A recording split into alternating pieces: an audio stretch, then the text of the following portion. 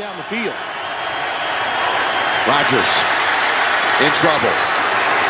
It's going to get there. He turned 32 yesterday. Does he have a vintage moment in him? In the end zone, it is caught for the win. Richard Rodgers with a walk-off touchdown. A game ender for the Packers.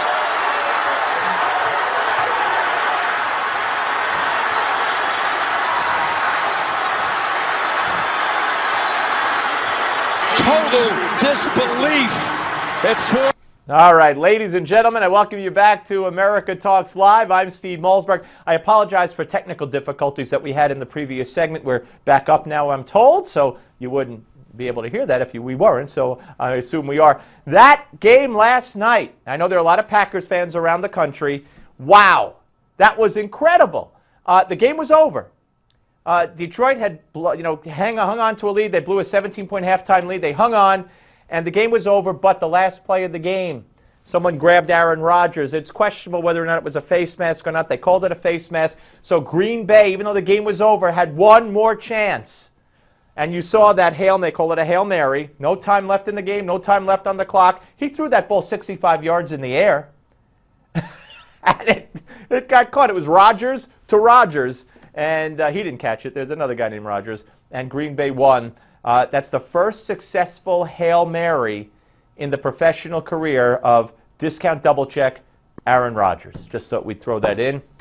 After all, it is Friday leading into, another football weekend.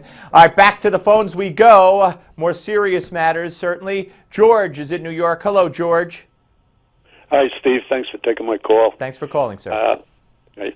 I was watching the director of the FBI on TV this afternoon, and he seemed to be hinting at the possibility that these were lone wolves and not affiliated with an Islamic group. He said there's no indication that they are part of a cell or a network. Okay. Well, what I was wondering is this. He supposedly made $45,000 a year. He had a nice place to live. He's supporting a wife and child. He made a trip to Saudi Arabia. That's not cheap. He has AK-47s and other weapons, again, not cheap, and thousands of rounds of ammunition. And not to wait, and George, you're leaving out the bomb factory in the garage. Yeah, that too. I have no idea the cost of that, but I know I recently paid $50 for a box of 20 rifle rounds. I'm sure they're all. I'm sure it's all legal. So I'm not going to question it further. What was my point is, he didn't have the money to do that. No. He had to be affiliated with a group. You would imagine that they had help, or because they say that extensive planning went into this. I would imagine it would be hard. Now we don't know what kind of training she had. She came from Pakistan. We don't know. For all we know, and I don't know, they said she was not on the radar. She passed the DHS vetting process. But for all we know, she might have been trained in Pakistan as a terrorist. And she taught him. I don't know, but you're right. Money-wise, you would think it would take some money to finance and help with everything they did. But who knows? Maybe we'll find out. George, thank you. Have a great weekend. Angus is next from Washington State. Hello, Angus. Hi. How are you, sir? Love your show. Thank you. What I was wanting to talk about is every time they talk about gun control, they always say this many people killed by guns. Now, I watched a deal on the internet where the joint session of Congress was doing this, and the senator got up and he was saying more people are killed with knives than guns. More people were killed from lightning than guns. Well, I don't know about that.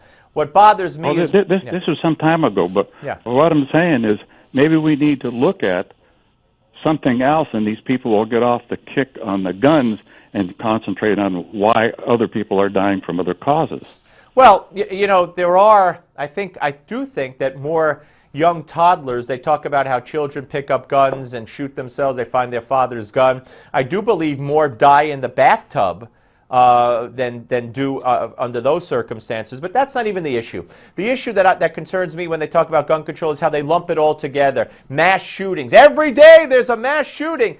But they're not like this terrorist attack, and they're not like, another terrorist attack. Most of these mass shootings are 4 or more people, so they're gang-related. They're criminals and committing robberies, killing other gang members. That's the overwhelming bulk. And you know how you stop that?